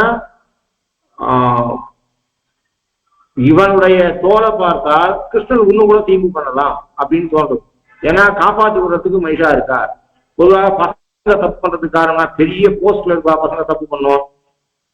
ஏன் பண்ணுவோம் அப்படின்னா, எங்க அப்பா எம்எல்ஏவா இருக்காரு, எங்க அப்பா எங்க எம்பியா இருக்காரு, காப்பாற்றி விட்டுருவார் அப்படின்றதுக்காக பண்ணும். அப்போ அது மாதிரி என்ன பண்றான்னா, இவன் என்ன பண்றான், இவர் பண்ண சொல்லல அதுக்குன்னு. ஆனா கிருஷ்ணன் பண்ற தீம்பெல்லாம் நினைச்சோம் அப்படின்னு சொன்னா நமக்கு அதாவது நமக்கு பரவாயில்ல, இவர் இருக்கே காப்பாத்திடுவார் அப்படின்னு கிருஷ்ணன் பண்ற தீம்பை பார்த்து பயப்படும்படியாக இருக்கு. ஆனா இவருடைய தோலை நினைச்சு பார்த்தா உடனே என்ன ஆகுது, இவ்வளவு தீம்புல இருந்து எப்படியாவது கிருஷ்ணன் அவர் காப்பாத்திடுவார் என்று ரட்சைக்கு உறுப்பாரு. ஓடாத தோல்வலியன் நந்தகோபாலன் நந்தகோபாலன் மருமகளே பின்னாய் கந்தம் கமழும் குழலி கடவிரவாய். கந்தம் கமழும் குழலி இயற்கையாகவே இவளுக்கு கூந்தல்ல உண்டு, அதோட புஷ்பத்தையும் சாத்திருக்கேன்னு தெரியுது. ஏன்றதுன்னா பல வாசனை வருது. ஒரு வாசனை மல்லிப்பூ வாசனை வருது, அப்புறம் எத்தனை பூ இருக்கும், பெரியார் பூச்சூட்ட சொன்னாரு, அது மாதிரி அத்தனை பூ வச்சிருக்கேன்னு தெரியுது. இயற்கை வாசனை ஒன்னாகத்தான் இருக்கும், ஆனா பல வாசனை வருது. எப்படிப்பட்ட கந்தம்னு சொல்லல, இயற்கை வாசனையோடு கூடி பல வாசனை வருது தெரியுது. நாங்க மலரிட்டு வெளியில நிற்கக்கூடிய நாங்கள் மலரிட்டு நாம் முடியும்னு இருக்கோம். நீ இயற்கையான கந்தத்தை கொண்ட நீ குழலுடைய வாசனையை கொண்ட நீ பல புஷ்பத்தை சூடிட்டுன்னு தெரியுது அப்படின்னு சொல்லியும் நாங்கள் மலரிட்டு நாம் முடியும்னு நாங்கள் இருக்கோம். பல மலர்களை சூடிக்கொண்டு இயற்கையிலேயே மனம் கொண்டவளாக நீ இருக்கிறாய். ஆகையினாலே அப்படிப்பட்டவளே அவ மறுமொழி சொல்லவே இல்லை. அப்ப இவன் சொல்றா, வந்தெங்கும் கோழி அழைத்தனகான். எல்லா இடத்துலயும் கோழி வந்துருது. அவ என்ன சொல்றா, அவ ஒன்றும் பதில் சொல்லாம இருக்கிறதுனால ஒருவேளை இவ நாழி ஆகலை அப்படின்னு நினைச்சிட்டு இருக்காளோ என்பதற்காக வந்தெங்கும் கோழி அழைத்தனகான். கோழி என்கிற சொல்லு எந்த கோழியை சொல்லுங்க, சாம கோழியை சொல்றியா அல்லது உண்மையான கோழியை சொல்றியா? ஏன்னா கோழி பூ வெண்ணுமால் கோழி நாம் செய்வோம் ஆழி வண்ணர் வரும் பொழுதாயிற்று கோழி பூ வெண்ணுமால் என்று சொல்ற. சாம கோழி போகிறது அப்படின்னு சொன்னா சாம கோழி அடிக்கடி கூடும், ஒவ்வொரு ஜாமத்துக்கும் கூடும். அப்ப நீங்க விடிஞ்ச ஜாமத்துக்கு போறதா முன் ஜாமத்துக்கு போறதா எது எப்படி தெரியும்? அதனால அலாம் வச்சா அலாம் பின்னால 2 மணிக்கு வச்சாலும் அலாம் அடிக்கும், பின்னால 4 மணிக்கு வச்சாலும் அடிக்கும். ஜாம கோழி போகிறது விடிஞ்சதுக்கு ஒப்பாகாது. எத்தனை மணிக்கு ஜாமம் கோழி, முதல் ஜாமம் முடிஞ்சு போகிறதா, 2ஆம் ஜாமம் முடிஞ்சு போகிறதா, 3ஆம் ஜாமம் கூடுதா அப்படின்னு கேள்வி வரும். இல்லாட்டா சாதாரண கோழி அப்படின்னு சொன்னால் அந்த கோழி நீங்களா பிடிச்சுன்னு வந்து கூட இது பண்ணுங்க. நீங்க சீக்கிரம் காரணம் ஆகணும் என்று சொன்னால் கோழியை நீங்களே கூட கூவ வைப்போங்க அப்படிங்கிற மாதிரி அவன் நினைச்சுக்கிறாளா? ஆக நீங்களே 10 கோழியை எடுத்துன்னு வந்துட்டு கோழியை பிராக்டிஸ் பண்ணி கூட வச்சு போல அத்த வைக்கிறாங்களா? தெரியாது. இல்ல நாங்க இயற்கையாக வந்து எங்கும் கோழி அறை தரகான். அப்ப நாங்க எதுவுமே பண்ணல, அந்த கோழிகளாக வந்து இறை தேட வந்து அழைக்கிறது. துடை தட்டி எழுப்புவாரை போல என்ன பண்ணுவா, எழுந்துடுறா அப்படின்வா, இல்லடா எழுந்துரு அப்படின்வா. முதல்ல சாப்பிட்டா எழுந்துருன்னு சொல்லுவா, தூங்கிட்டு இருக்க பசங்களை. அப்புறம் ஹார்ஷா எழுந்துரு அப்படின்வா. ஒருவேளை அவ குளிச்சுட்டு இருந்தா என்ன பண்ணுவா, தொட்டு எழுப்ப முடியாது. குளிக்காத இருந்தா தொடை தட்டி எழுப்புறது, தொடையை உலுக்கி எழுதுரு அப்படின்னு சொல்லுவா. அப்படி அவ குளிச்சுட்டு இருந்தா என்ன சொல்லுவா, தலையில இப்ப மூஞ்சில தண்ணியை தெளிக்க போறேன் அப்படின்னு சொல்லுவா, எழுத்துக்கல அப்படின்னு சொன்னா. அப்போ வந்து எங்கும் கோழி அடைத்தனகான், எல்லா இடத்துலயும் வந்துட்டு இறை தேட வரத்துக்கு ஆரம்பிச்சுட்டு துடை தட்டி எழுப்புவாரை போல எங்கும் கோழி வந்திருக்கு அப்படின்னு சொன்னா. அப்ப அவ ஒன்னும் பதில் சொல்றதாக இல்லை. மாதவி பந்தல் மேல் பல்கால் குயிலினங்கள் கூவினகான். குயில் கூவினகான், குயில் இனங்கள் கூவினகான். ஒரு குயில் கூவுறது இல்லை, ஏதோ ஒரு காரணத்துக்காக ஒரு குயில் கூவும். வேற ஏதாவது காரணத்தினால குயில் கூவலாம், எல்லா குயிலும் கூவாது. அதனால குயில் இனம் கூவினதா. சரி, குயிலினம் கூவுறது அது ஒரு தடவை கூவல, பல்கால் குயிலினங்கள் கூவினகால் மாதவி பந்தல் மேல் குறுக்கத்தி பந்தல் மேல் பல்கால் பல தடவை குயிலினங்கள் கூவினகான் பந்தார் விரலை உண்மை துணன் பெயர் பாட செந்தாமரை கையால் சீரார் வலை ஒழிப்ப வந்து திரவாய் மருந்தேரோ நம்பாவாய் பந்தார் விரலி. இன்னும் அவள் எப்படி இருக்கா? பந்து ஆறு விரலி. அவ இவ பார்க்கிறா, உள்ள பார்க்கிறா, பந்த கையில வச்சுட்டு அவள் இருக்கா. அப்போ ராவனுடைய பெட்ரூமுக்கு அனுமார் போன. அப்போ அந்த பெட்ரூம்ல அனுமார பாக்குற. பக்கத்துல எத்தனையோ ஸ்திரீகள். அந்த பெட்ரூமுக்கு நுழையறதுக்கு முன்னாடி ஒரு ஹால், அங்க நிறைய ஸ்திரீகள்லாம் படுத்துட்டு இருக்கா. அதுல ஒரு சில மதுபானம் பண்ணிட்டு படுத்துட்டுதான் தெரியுது. அவனை தூங்க வைக்கிறதுக்கு போது வீணை மீட்டிருக்கான்னு தெரியுது. இவா மீட்டின வீணையில அவனும் தூங்கியிருக்கான், இவானும் தூங்கியிருக்கான். அந்த வீணையை வைக்காத இவா கை வீணையில இருக்கு, அப்படியே தூங்கிட்டு இருக்கா ஒரு சில பெண்கள் என்று சொல்றான் அவன். அது மாதிரியாக ஒரு சிலர் இருப்பா, எதையாவது டிவியை போட்டு அப்படியே சோபாலமான இவா தூங்குவா, டிவி பாட்டுக்கு ஓடிட்டு இருக்கும். மூச்சு பார்த்தா ராத்திரி 12 மணி இருக்கும். அது மாதிரி ராவனுடைய அந்த புறத்திலே ராவணனை தூங்க வைக்கிறதுக்காக வீணையை மீட்டின பெண்கள் ஒரு சிலர். அவனும் தூங்கியிருக்கா, இவானும் தூங்கியிருக்கா, வீணையை வைக்கவே இல்லை, இவா கை வீணையோடு இருக்கு சொல்றான். அது மாதிரி இவன் நீயும் கிருஷ்ணனும் பந்து விளையாடி கடைசியில கிருஷ்ணன் தோத்திருக்கவே உன் கையிலே பந்து இருக்கும்படியாக தூங்கி கொண்டிருப்பவளே என்று ஒரு அர்த்தம் வரலாம். அல்லது இந்த பந்தார் விரலி என்பது அவளுடைய இளம் வயதை காட்டுது. பந்த கையில வச்சு அவள் என்று அர்த்தம் பண்ண மாட்டான். அவள் கையில பந்து இருக்கு என்று அர்த்தம் பண்ண மாட்டான். சாஸ்திரம் என்ன சொல்றது? அக்னியாதானம் பண்றவனுக்கு, பண்ண வேண்டியவனுக்கு தலைமயிர் நிறைச்சிருக்க கூடாது, அது மாதிரியாக பிள்ளை இருக்கணும் அப்படின்னு சொல்றது. அப்படின்னா பிள்ளை பிறந்திருக்கணும், தலைமயிர் நிறைச்சிக்காத இருக்கணும்ன்றது எதுல நோக்கம் கொண்டதுன்னா, வயசாகி ஆரம்பிக்க கூடாது, சின்ன வயசுல ஆரம்பிக்கணும்ன்றதுல நோக்கம் கொண்டது. பந்தார் விரலி, வயசாச்சு, கேள்வி 60 வயசு கேள்வி, 60 கல்யாணம் ஆயிடுச்சு, அவ பந்தா ஆடுவான், பந்தாட மாட்டான். விளையாட்டு கூட எந்த வயசுக்கு தகுந்த விளையாட்டு அப்படின்னு சொன்னா, பல்லாங்குழி ஆடினா ஒத்துப்பா, பந்தாடினா ஒத்துப்பாளா?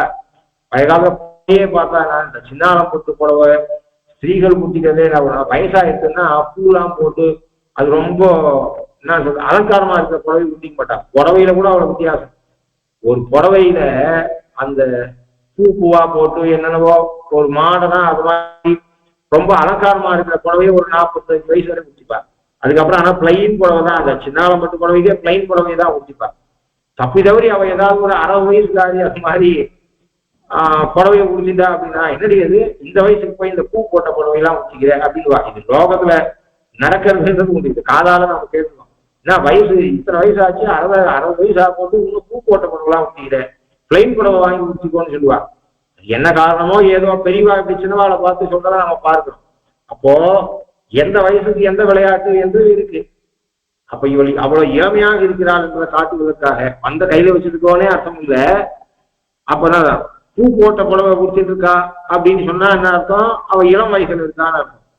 அப்போ பந்து விளையாடக்கூடிய, பல்லாங்குழி ஆடாம பந்து விளையாடுறவளா இருக்கா அப்படின்னா என்ன அர்த்தம்? பந்து விளையாடக்கூடிய வயதில இருக்காள் அப்படின்னு அர்த்தம். இளமையை காட்டக்கூடியா இருக்கு.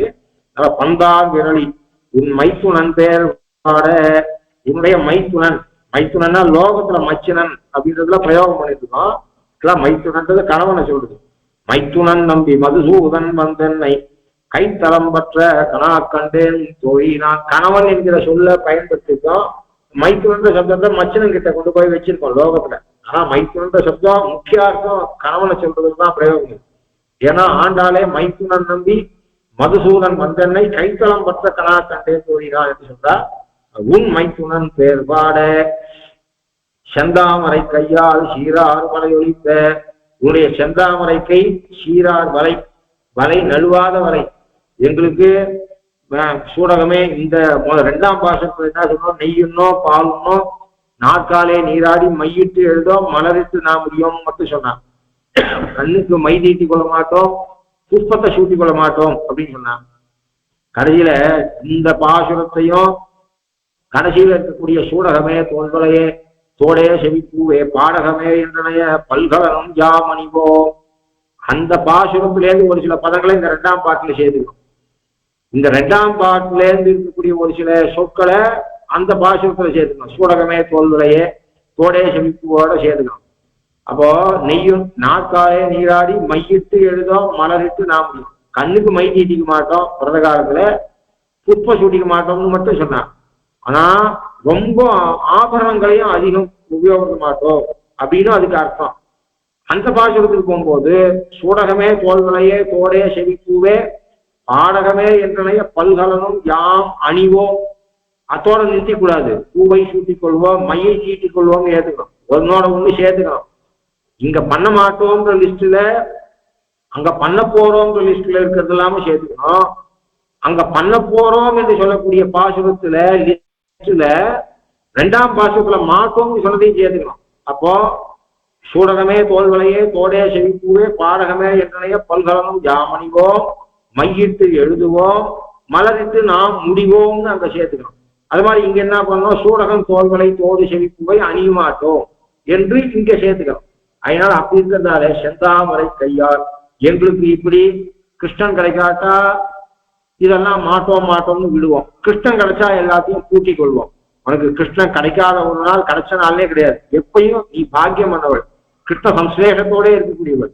அதனால சீரார் வலை உங்களுக்கு இருக்கு. செந்தாமரை கையால் உன்னுடைய கை எப்படிப்பட்டது, திருஜலைக்கு அனுகிரகம் பண்ண கை மாதிரி திருஜலைக்கு அபய பிரதானம் பண்ண ராகவாத்தி பயம் கோரம் ராட்சதீனாம், அதாவது ராகவனிடத்திலிருந்து உன்னை காப்பாத்துறேன் என்று சொன்னோம். ராமனுடைய கையை விட சீதையுடைய கை உயர்ந்தது. ஏன்னு சொன்னால் ராமனுடைய கை என்ன சொல்லிட்டு யாரிடத்துல இவன் விபீஷணாழ்வான், அதாவது இந்த கதையை வச்சுட்டு சொன்னோம். அதாவது ஒட்டு மொத்தல 2 பேருடைய கையும் அபய பிரதானம் பண்ண முடியுது. அதாவது அந்த கதையினுடைய நோக்கு சொல் நோக்க வச்சுட்டு ரசமாக இதை பார்க்கும்போது விபீஷன் சரணாகதி பண்ணான். யாரிடத்துல இருந்து பயம்னு சொன்னா ராவணனிடத்திலிருந்து பயந்து விபீஷன் சரணாகதி பண்ணான். அப்போ ராவணனிடத்திலிருந்து உன்னை காப்பாத்தேன் அப்படின்னு பெருமாள் சொன்னேன். அப்போ இப்ப இவாளுக்கு திருஜடை முதலியவாளை யாரிடத்துல இருந்து காப்பாத்துறேன்னு சொல்ற ராகவாதி பயம் கோரம் ராட்சசானாம் உபஸ்திதம். விபீஷணனுக்கு வந்தது ராவணனிடத்திலிருந்து பயம், ராவணனிடத்திலிருந்து அபய பிரதானம் பண்ணவன் ராகவன். அந்த விபீஷணனுக்கு ராவனிடத்திலிருந்து அபய பிரதானம் பண்ண ராகவனிடத்திலிருந்து வந்திருக்க பயம் திருஜடை முதலியவர். இந்த பயத்தை நான் போக்குறேன், அதாவது கொசு பயத்தை போக்குற அப்படிங்கிற மாதிரி அதுன்னு சொன்ன. கருணாகத்திலிருந்து பயத்தை போக்குறேன். கொசு பயத்தை போக்குறது அதிசயம் இல்லை. ஒரு குட் நைட் இதுவை போட்டுவிட்டா ஆன் பண்ணிவிட்டா கொசு பயம் போயிருக்கு. ஆனா கருணாகம் வந்திருக்கு ஆத்துக்குள்ள. அப்ப கருணாகத்திலிருந்து பயத்தை போக்கணும்னா கஷ்டம். அப்போ ராவணன் கொசு மாதிரியாக, ராகவன் என்பவன் கருணாகத்தை போல. அப்போ உன்னுடைய கை எப்படிப்பட்டது, திருஜடைக்கு அபய பிரதானம் பண்ண உன்னுடைய கையானது கருணாகத்திலிருந்து பயத்தை போக்கின மாதிரியாக. அந்த ராமனுடைய, ஏன்னா ராமனை நினைச்சு பார்த்தோம் என்று சொன்னால் ராவணன் கொசு, ராகவன் கருணாகத்தை ஒத்தவன். அப்போ ஒரு நாய் தெரிஞ்சிட்டு வருதுன்னு பயப்படுறதை விட சிங்கம் தெரிஞ்சிட்டு வருதுன்ற பயம் எப்படி இருக்கும்? அப்போ நாய்க்கு பயப்பட்டா போலே விபீஷணன் ராமனிடத்திலிருந்து பயப்பட்டது. ராகவனிடத்திலிருந்து வரக்கூடிய பயம் சிம்மத்திலிருந்து புலியிலிருந்து வரக்கூடிய பயம் போல. அப்படிப்பட்ட சீதை நிலையிலே நப்பிள்ளையான நீ இருக்கிறதுனாலே சீரார் வலை ஒழிப்ப திறவாய். நீ இப்ப முதல்ல அபயப்பிரதானம் கை காட்டுறது இருக்கட்டும், முதல்ல தாழ்பால்ல கை வை. தாழ்பால்ல கை வச்சு கதவை திறந்து அப்புறம் உன்னுடைய கையை அபயப்பிரதானம் பண்ண முடியாத கையை எனக்கு காட்டு. மகிழ்ந்து கிருஷ்ண, அதாவது நீ சந்தோஷப்பட்டு தான் பண்ணுவ, நமக்கு கிட்டித்து இப்படிப்பட்ட நமக்கு 3வது ஆகாரம் இருக்கு, இவனை கிருஷ்ணனிடத்திலே நாம் சேர்க்க போறோம் என்று நமக்கு வாய்ச்ச கிருஷ்ண கலவை இவாளுக்கும் வாய்க்க போறது என்கிற சந்தோஷத்தை காட்டும்படியாக நீ திறவாய். இந்த பாசுரம் 2 முறை அனுசந்தானம் பண்றோம். திருப்பாவை அனுசந்தானம் பண்ணும்போது 2 தடவை அனுசந்தானம் பண்றோம். ஏன் 2 தடவை அனுசந்தானம் பண்றோம் அப்படின்னு சொன்னா, ஐதிஹ்யம் மாதூகரத்துக்கு, அதாவது பிக்ஷை இறக்கிறதுக்காக எம்பெருமானார் எழுந்திருந்த போது இந்த பாசுரத்தை அனுசந்தானம் பண்ணி வந்த போது, பெரிய நம்பியுடைய திருமாளிகைக்கு வந்த போது அத்துழா என்கிற பெண் பிள்ளையானவள், அத்துழா சப்தத்தை கேட்கும்போது நான் நினைச்சுப்பேன், இப்ப எல்லாரும் இந்துக்கள் மொத்த பேருமே நல்ல பேர் இல்லாத பகவான் பேரு, தாயார் பேரு, ஆச்சாரியார் பேரு இல்லாம என்னென்னவோ கம்ப்யூட்டர் பார்த்து எப்படி எப்படியோ வச்சுக்க ஆரம்பிச்சுட்டார். பேரு நாம நாமம்ன்றது ஒரு சம்ஸ்காரம். 40 சம்ஸ்காரத்துல பும்சவன சீமந்தோன்ன ஜாத கர்ம நாமகரண அன்னப்பிராசன சௌரோபநயனம் சத்வாரி வேலை 40 சம்ஸ்காரம் மனுஷனுக்கு சொல்லுது. சம்ஸ்காரம்னா பண்படுத்தக்கூடியது. பூமியில தங்கம் கிடைக்குது. தங்கம் கிடைக்கும் போது எப்படி இருக்கு? பூமியில கிடைக்கிற அப்படியே தங்கத்தை எடுத்து நெக்லஸ் பண்ணி போட முடியாது. அது பல ப்ராசஸ் நடந்து அப்புறம் அது ஆபரணமா இருக்கு. அதுக்கு சம்ஸ்காரம் பேர். அப்போ பூமியில கிடைக்கிற தங்கத்துக்கும் காதுல போட்டுக்கிறதுக்கு நடுவுல அத்தனை ப்ராசஸ் இருக்கு. அதை ஃபில்டர் பண்ணி எடுத்து நெருப்புல போட்டு கொளுத்தி எவ்வளவு காரியம் நடக்கிறது. அப்போ க்ரூட் ஆயில் அப்படின்னு சொல்றாங்க. அந்த க்ரூட் ஆயில் ஆனது டீசல் பெட்ரோலா மாறுறதுக்கு எவ்வளவு ப்ராசஸ் இருக்கு. நடுவில் இருக்கக்கூடிய ப்ராசஸ் தான் சம்ஸ்காரம் என்று சொல்லப்படுது. அது 40 சம்ஸ்காரம் என்று சொன்னால் அதுல அப்போ அந்த ப்ராசஸ் சரியில்லாட்டா க்ரூட் ஆயில் டீசல்ல குவாலிட்டி குறைஞ்சி போகுது, பெட்ரோல்ல குவாலிட்டி கிடையாது, தங்கத்துல குவாலிட்டி குறைஞ்சி போகுது, தங்கத்துல குறை உண்டாயிருது. அப்ப அது மாதிரி மனுஷனுக்கு இந்த இது சீமந்தம் சரியானதுல, ஜாதகமும் சரியானதுல, கர்ப்பாதானம் சரியானதுல, பும்சவனம் சரியானதுல அப்படின்னா அவனுடைய குவாலிட்டி மாறி போயிடும். அப்போ எந்த பேரை வைக்கணும், இதுல பேர் வைக்கிறது அப்படின்றது ஒரு சம்ஸ்காரமாக சாஸ்திரம் சேர்த்திருக்கு அப்படின்னு சொன்னா அது எவ்வளவு பெரிய சம்ஸ்காரமா இருக்கணும். நாமகரணம். ஒருத்தனுக்கு வைக்கக்கூடிய பேர் சாதாரணமா நாளைக்கு சொத்தை எழுதி வைக்கணும், என்கிட்ட 10 கோடி இருக்கு, அது இன்னாருக்கு போகணும் அப்படின்றதுக்காக வச்சா ஏபிசிடில எந்த நம்பர் வேணா வச்சுக்கலாம். எனக்கு என்னுடைய பிள்ளையான ஏக்கு இந்த சொத்து போக வேண்டியது, பிக்கு இந்த சொத்து போக வேண்டியது, இங்க வா ஏ அப்படின்னாலும் வர போறான். அதையும் மீறி எந்த பேரை ஒருத்தருக்கு வைக்கிறோமோ அதனால ஒரு தாக்கம் ஏற்பட போகுது, அவனிடத்துல ஒரு மாற்றம் ஏற்பட போகுது என்று இருக்கவே தான் அதுக்கு நாமகரண பிரகரணம் அப்படின்னு சொல்லி ஸ்திரீகளுக்கு இதை மாதிரி நாமத்தை வைக்கணும், இத்தனை எழுத்துல நாமத்தை வைக்கணும், எளிமையாக கூப்பிடக்கூடியதா இருக்கணும், கொடூரமான பெயராக இருக்கக்கூடாது, உணர்வை காட்டுறதாக இருக்க முடியாது, நதி பேரை வைக்க வேண்டாம், அது மாதிரியாக இத்தனை எழுத்துல வையுங்கோ, அது தாயார் பெயராக இருக்கட்டும், அது மாதிரியாக ஆச்சாரியால் அது மாதிரியாக பூஷனுக்கு இத்தனை எழுத்துல பேர் இருக்க வேண்டும், அது உங்களுடைய மூதாதையருடைய பேரா இருக்கட்டும், அல்லது ஆச்சாரியாருடைய பேரா இருக்கட்டும், அல்லது பகவன் நாமமாக இருக்க வேண்டும். அதுக்கு 10 பாட்டு வேற ஒருத்தர் எழுதுறேன். எதுக்கு சொல்றேன்னா அத்துராயின்னு அந்த பெண்ணுக்கு பேருன்னு சொல்றா. ஆனா இப்ப யாரும் நாம அந்த பேரை வைக்கிறது இல்லை. ஆனா கன்னட தேசத்துல துளசி அம்மா, துளசி அப்படின்னு எத்தனையோ பேருக்கு இந்த துளசின்ற பேர் உண்டு. இப்ப அதெல்லாம் போயிடுச்சு. எல்லாரும் குழந்தைகளுடைய ஸ்கூல்ல பார்த்தா ஒரு பேர் கூட பகவன் நாமம் கிடையாது, ஒரு பேர் கூட தாயார் நாமம் கிடையாது, ஒரு பேர் கூட உண்மையிலேயே பொருளுடையதே கிடையாது. அந்த பாதி பேர்கள் விபரீதமான பொருளை உடையது. ஆர்த்தி, ஆர்த்தினா பீடன்னு அர்த்தம், ஆர்த்தின்னு பேர் வச்சிருந்தா. அது எப்படி சொல்றேன் அப்படின்னா இந்த சம்ஸ்காரம் என்பது ரொம்ப முக்கியம். நாமத்தை ஒரு சம்ஸ்காரமாக வச்சிருக்குன்னா எவ்வளவு அவளுக்கு அத்துழாய். ஏன்னா நம்ம சம்பிரதாயத்துல இப்ப நாம யாரும் துளசியின் பேர் கேட்டாலும் கன்னட தேசத்துல துளசியின் பேர் இருக்குல்ல, இப்ப போயிடுச்சு 20 வருஷம் 30 வருஷமா போயிடுச்சு, நல்ல பேர்கள்லாம் இல்லைன்றது ஒண்ணு. ஆனா துளசி அம்மா அப்படின்னு பேர் வைக்கிறதெல்லாம் பார்க்கலாம். துளசின்னு பேர் வச்ச மாதிரியே பார்த்துருக்கேன். ஒரு சயின்டிஸ்டே துளசின்னு பேர். இது சொல்றேன் அத்துழாயின்னு பேர் அவளுக்கு. அதாவது அந்த துழாயோட பெருமையை காட்டுறதுக்கு என்கிற சுட்டெழுத்தையும் போட்டு வச்சிருக்கான்னு தெரியுது. அந்த அத்துழா வர இவர் சீரார் மலைகளுப்ப வந்து திரவா இப்ப சொன்ன உடனே அவ போய் பெரிய நம்பி கிட்ட சொல்றார். அப்போ அவர் இந்த பாசுரத்தை அனுசந்தானம் நடந்திருக்கும் அப்படின்னு அவர் சாட்சியன்றதுனால இன்னைக்கு பிரபந்த புஸ்தகங்கள்லாம் இந்த ஸ்டார் போடுறார். அதான் 2 தடவை செய்ய வேண்டிய பாசுரத்தை இதை வச்சிருக்கார் இந்த விற்த்தாந்தத்தை காரணத்துக்காக. இந்த விற்த்தாந்தம் நடந்த சுவாமி தேசிகனும் மறைமுகமாக என்ன பண்றதுன்னா அந்த அந்த பாதுகையை கைட்டி வச்சிருந்த இந்த அனுசந்தானம் பண்ணும்போது மயக்கம் போட்டு விழுந்த இவர் சீரார் மலையொலிப்பேன்ற போது அந்த பெண் வர நப்பின பிராட்டி வரா மாதிரி அவருக்கு தோணிருக்குன்றதுக்காகவும், அப்போ பூமாதேவிக்கு சமாசயனம் நடந்ததுன்ற மாதிரி இவருடைய அங்கிதமானால் இந்த அத்துழாய் வந்தா இவர் பாதுகையை விளக்கி வச்சுட்டு நப்பின்னு நினைச்சிட்டு சேவிச்ச. அப்போ இவருடைய பாஷிகாருடைய பாத ரேகைகள் எல்லாம் பூமி பிராட்டியிலே அடையாளத்தை ஏற்படுத்தியது என்று சுவாமி தேசிகன் சாய்கிற எதிராஜ சப்தையில சாய்கிற. நான் இந்த பாசுரத்தை இந்த ஐதிக்கியத்தை மனசுல வச்சுட்டுதான் பிரபந்தத்துக்குள்ள ஸ்டார் போறோம். வேற ஒரு காரணம் இல்லை. இப்ப சந்நிதி சிஷ்யா நிருசும்மனுடைய பாசுரம் வந்தா அதை 2 தடவை செய்யிட்டு வச்சிருக்காங்க. அதாவது பொதுவா எல்லாரும் சாத்து மர பாசுரத்தை 2 தடவை சேவிக்கிறது, ஒரு சில காரணங்களால நடு பாசுரங்களை 2 தடவை சேவிக்கிறது, அதோட மடத்த சிஷியாளா சன்னிதி சிஷியாளா இருந்தா ரிசுமன் பாசத்தை 2 தடவை சேவிக்கிறது.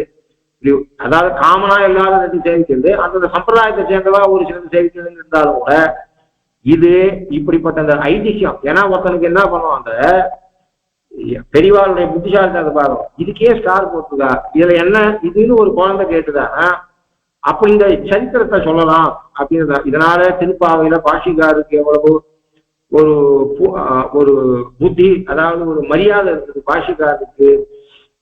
அது மாதிரி இந்த சிஷ்யனை ஆச்சாரியன் எப்படி புரிஞ்சுட்டு இருந்த, நீ போயிருக்க, அவர் இந்த பாஷத்தை அனுசந்தானம் பண்ணிருப்ப, நப்பிள்ளையாக உன்னை பார்த்துட்ட, அதனால உணர்வு மிகுதியாக பாஷிக்கார மயக்கமுற்றார் அப்படிங்கிறத சிஷ்யனை ஆச்சாரியர் எப்படி புரிஞ்சுட்டு இருந்த, இவ்வளவு விடயத்தை காட்டுறதாக இருக்கிறதுனால இதை 2 தடவை சேவிக்கிறதுன்னு வச்சுருக்கா.